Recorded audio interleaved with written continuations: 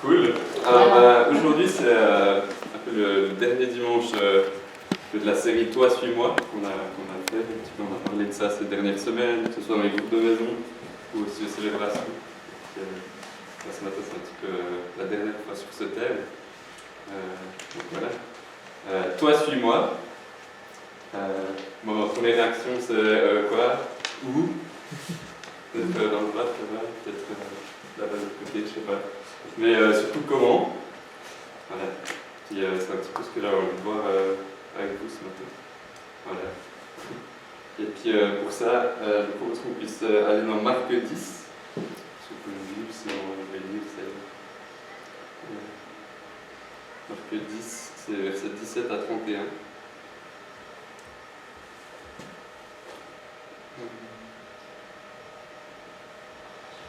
Juste que ceux qui ont et trouvé.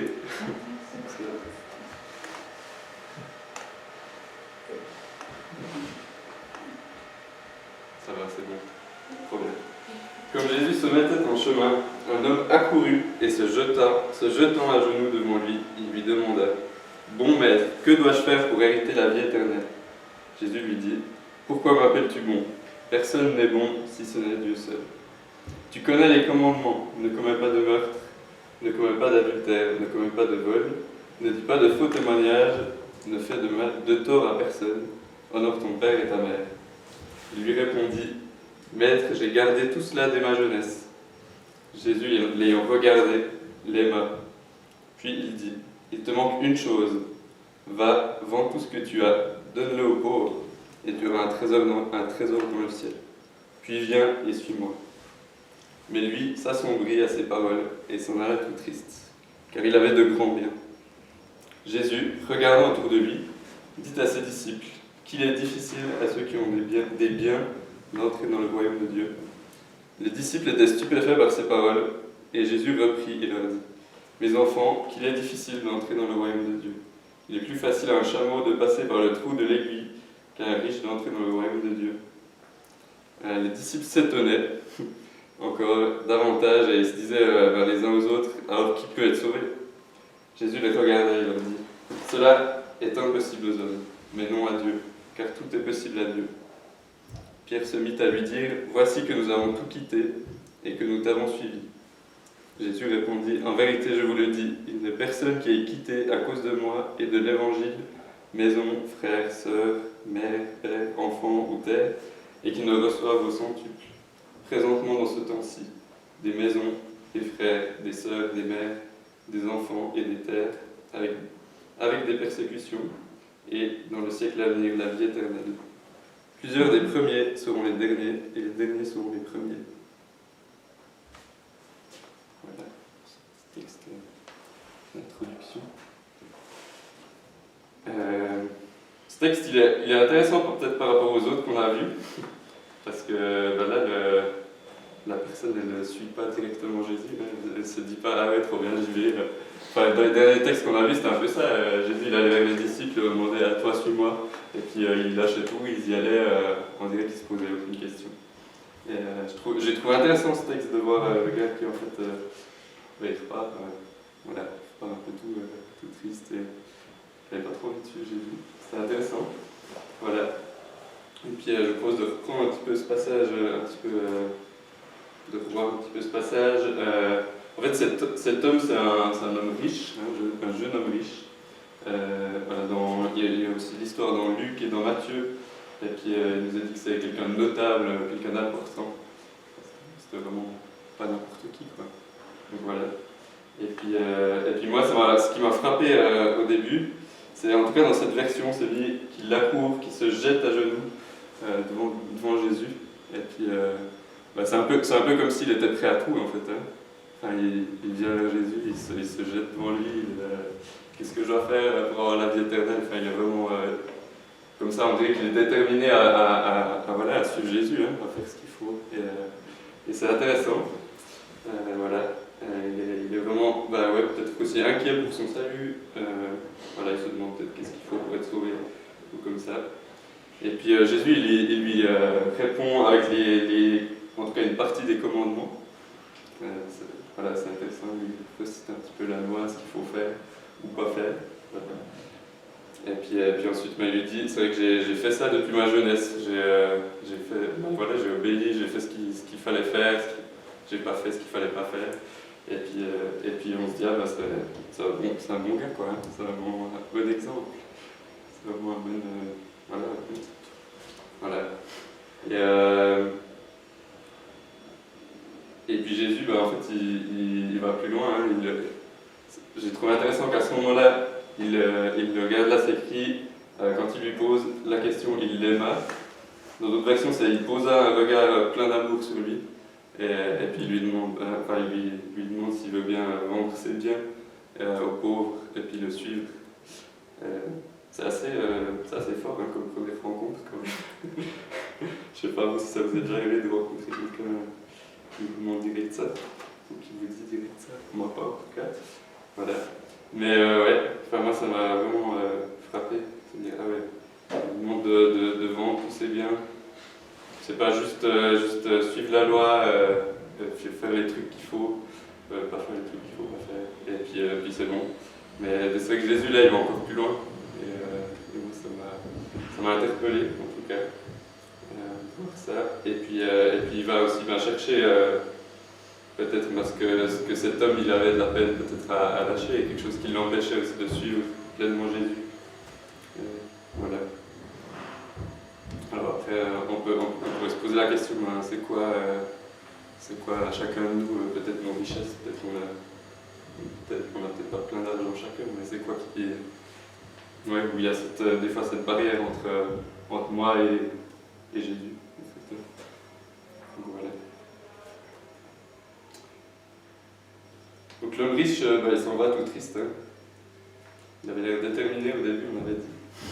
Puis au final voilà, il part, et puis voilà, le texte ne nous dit pas si un jour il se sera décidé finalement à le suivre ou pas. Mais en tout cas là il part, et puis voilà, il n'est pas très décidé à prendre ce qu'il a lâché ça. Et voilà, et puis j'avais juste envie de relire encore versets 29 à 31 aussi la fin. Jésus répondit, en vérité je vous le dis, il n'est personne qui ait quitté à cause de moi et de l'évangile maison, frères, sœurs, mères, pères, enfants ou terre, et qui ne reçoivent au centuple, présentement dans ce temps-ci, des maisons, des frères, des sœurs, des mères, des enfants et des terres, avec des persécutions, et dans le siècle à venir, la vie éternelle. Plusieurs des premiers seront les derniers, et les derniers seront les premiers. Voilà, je trouve intéressant, peut-être cet homme, il n'avait peut-être pas saisi ces promesses qu'il y avait derrière aussi, de lâcher, aussi d'abandonner ce qui l'intéressait à quelque part, ce qui prenait peut-être aussi la place de Jésus dans sa vie. Et voilà, on voit que Jésus nous fait aussi cette promesse de la vie éternelle, là, et puis voilà, qu'on va aussi recevoir plus, voilà, si on lâche aussi ce qui nous retient des fois. Voilà. C'est intéressant aussi de voir tout au début comment cet homme il interpelle Jésus. Il lui dit bon maître, ouais, bon maître. Et puis en fait on se rend compte assez rapidement qu'en fait il cherchait pas un seigneur, en fait il cherchait un maître, il cherchait quelqu'un qui puisse lui dire justement la loi, ce qu'il fallait faire ou pas, comment arriver à quelque part à avoir la vie éternelle. Puis voilà, il n'était peut-être pas prêt à donner plus ou à suivre vraiment Jésus dans ce chemin-là. Donc voilà. Et voilà, c'est intéressant ces histoires qu'on a vues, celles-là comme les autres. Mais aujourd'hui, pour nous, ça veut dire quoi cet appel de Jésus te dire toi suis-moi? Parce que Jésus il n'est pas là ici avec nous à la célébration, on ne peut pas le suivre après la célébration, aller avec lui. Donc je me suis un peu posé la question en fait, comment on peut faire aujourd'hui en fait. Simplement, c'est peut-être un peu basique, mais je crois que c'est bon de se rappeler de ça. Et puis j'aimerais voir un peu deux points avec vous, qui me semblent justement assez essentiels et peut-être basiques, mais on va voir ça ensemble. Et le premier point c'est l'écoute. Je pense que tu en as bien parlé aussi à la louange, c'était cool. Merci. Puis les chants ont parlé aussi, c'était trop bien. L'écoute, en fait l'écoute c'est quoi écouter Dieu? Comment est-ce qu'il peut nous répondre? Je crois qu'il y a, on a déjà ça, hein, qui est assez épais, voilà, qui s'appelle la Bible, et je crois qu'il y a déjà pas mal de réponses, des paroles de Dieu qui sont toujours d'actualité pour nous aujourd'hui, et sur lesquelles on peut vraiment se fonder aussi pour avancer et suivre Jésus, clairement. Et voilà, c'est clair qu'on peut y trouver ce qui est bon, ce qui est juste, agréable à Dieu, c'est sûr qu'on peut y trouver la loi. On peut aussi y trouver la vie de Jésus qui est décrite, qui ça nous aide aussi à comprendre qui on suit quelque part. C'est cool. Voilà. Il y a ce verset dans les psaumes, qui est dans l'Ancien Testament aussi, je trouve intéressant. Il y a ta parole comme une lampe qui guide tous mes pas, elle est une lumière éclairant mon chemin. Psaume 119, verset 105. Vraiment que la parole de Dieu puisse être aussi notre guide, notre lampe sur nos pas. Et puis voilà, mais je crois que comme ce jeune homme, je crois qu'il n'y a pas que ça, il y a plus loin que ça.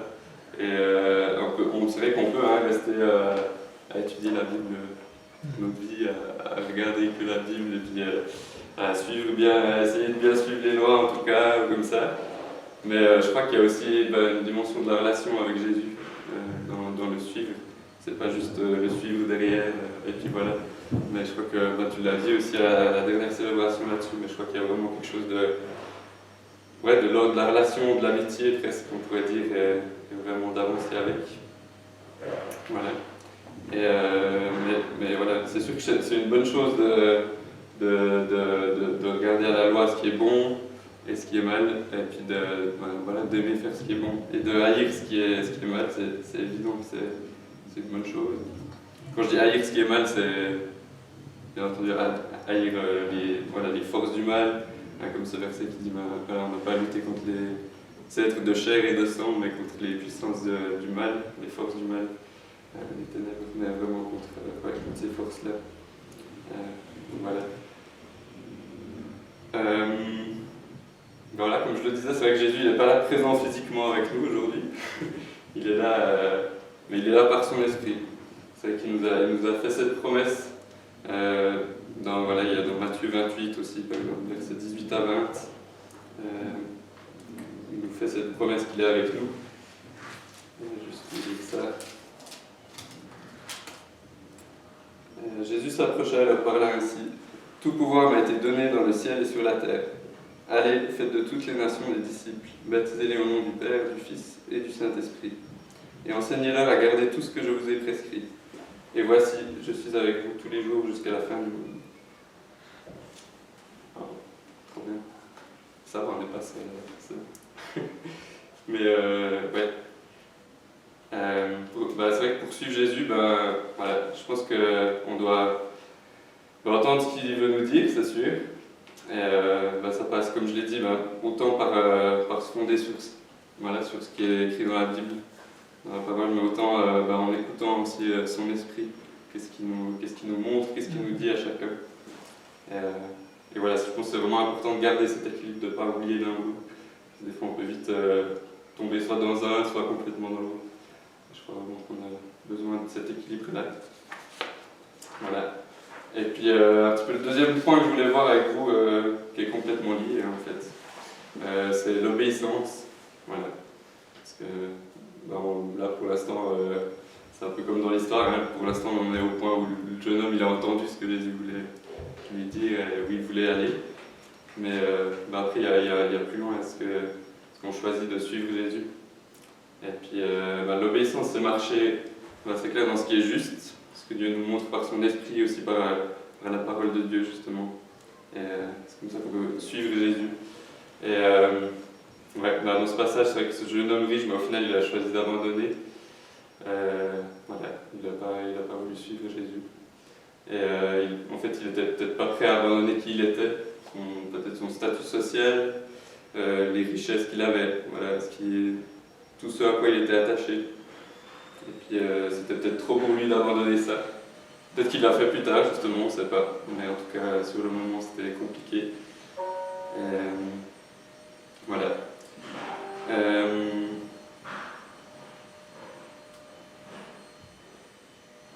C'est vrai que dans ces histoires qu'on a vues ensemble ces dernières semaines, justement, je l'ai dit avant, mais c'est vrai que les disciples ont directement suivi Jésus sans trop se poser la question on va où, on fait quoi, comment, tout ça.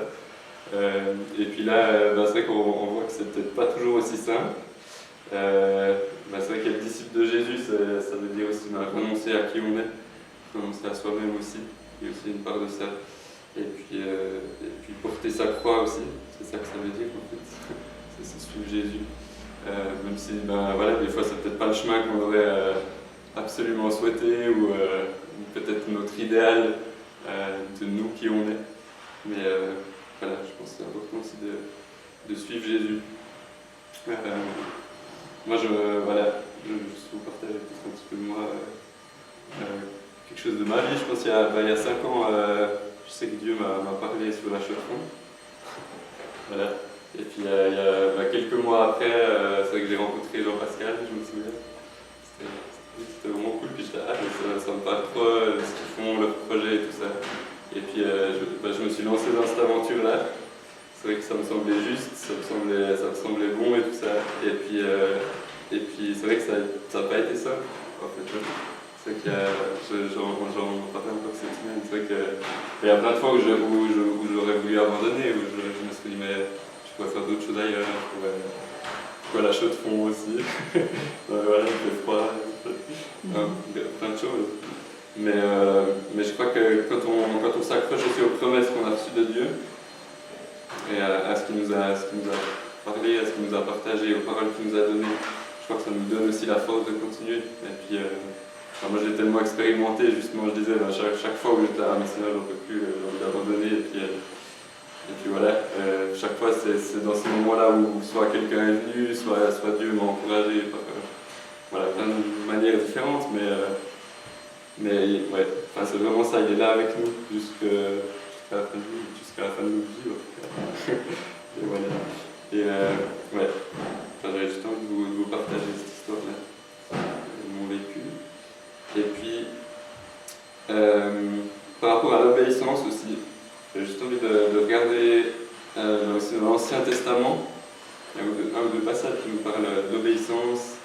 Il y a Deutéronome 5:33 qui nous dit « Vous suivrez entièrement la voie que l'Éternel, votre Dieu, vous a prescrite, afin de vivre et d'être heureux, de vivre longtemps dans le pays dont vous aurez la possession. » C'est une promesse qu'il donne au peuple d'Israël pour le pays promis. De suivre la voie que l'Éternel leur a dit, ce qu'il leur dit de faire. Et puis il y a cette promesse de vivre, d'être heureux, de vivre longtemps dans ce pays. Forme pas de stabilité, mais de stabilité, de constance, de quelque chose de solide en fait. Et dans 1 Samuel 15:22 aussi, Samuel dit « L'Éternel trouve-t-il du plaisir dans les holocaustes et les sacrifices, comme dans l'obéissance à la voix de l'Éternel. Voici, l'obéissance vaut mieux que les sacrifices, et l'observation de sa parole vaut mieux que la graisse des béliers. » Dans l'Ancien Testament, l'époque de l'Ancien Testament, il devait faire des sacrifices pour s'approcher de Dieu. Il y avait aussi du péché et autres, et c'est vrai qu'il y avait besoin de faire des sacrifices. Mais là, ça nous est dit que l'obéissance, elle vaut mieux que ça aussi. On peut faire plein de choses pour Dieu, plein de bonnes choses. Mais par obéir à ce qu'il nous montre, c'est ça qui est le plus important. Voilà.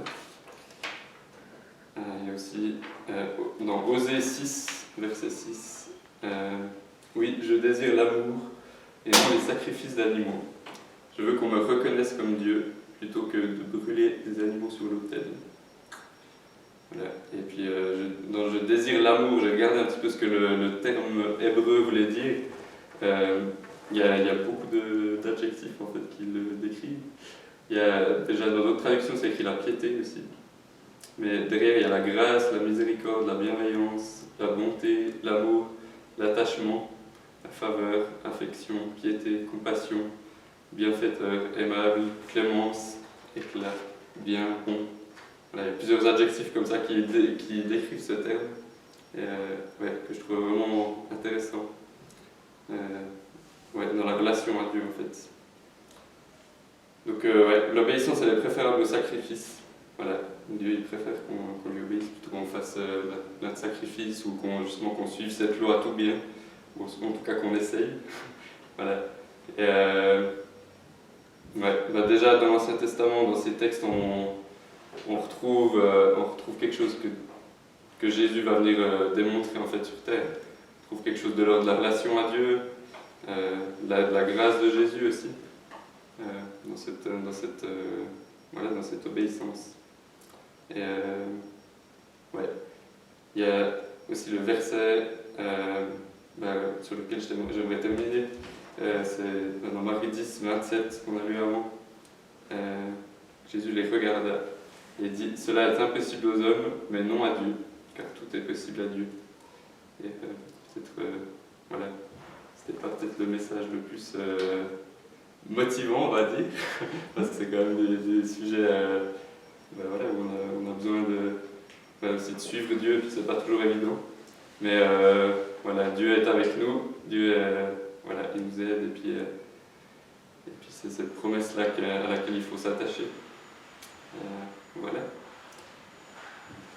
Et puis, j'avais deux questions comme ça, qui me sont venues en préparant. Il y avait, peut-être, c'est quoi ma richesse, voilà, qui m'empêche de suivre pleinement Jésus, comme je l'ai dit avant. Enfin, c'est quoi, peut-être moi j'ai pas plein de biens comme ce jeune homme, mais qu'est-ce qui moi m'empêche de suivre Jésus. Et puis, est-ce que je cherche un maître en fait, ou une loi à suivre, ou est-ce que je suis prêt, comme les disciples, à suivre mon Sauveur, à suivre mon Seigneur, quel que soit le chemin. Et c'est vrai, avec cette promesse de vie éternelle aussi. Et, voilà. C'est les deux questions que j'aimerais vous laisser pour ce temps. Voilà, et puis je sais pas si est-ce qu'on prend un chant, ouais. Ou ça te va? Ouais, je vais juste terminer par prier. Seigneur, merci pour ce matin, merci pour ce Dieu fidèle que tu es. Merci parce que tu nous accompagnes sur notre chemin. Merci parce que tu es avec nous, tu marches avec nous. Et c'est vrai, on peut te suivre, te faire confiance, et merci pour ça. Merci pour cette promesse de vie éternelle. On va s'accrocher à toi, continuer, persévérer avec toi. Merci pour la force que tu nous donnes de continuer. Amen.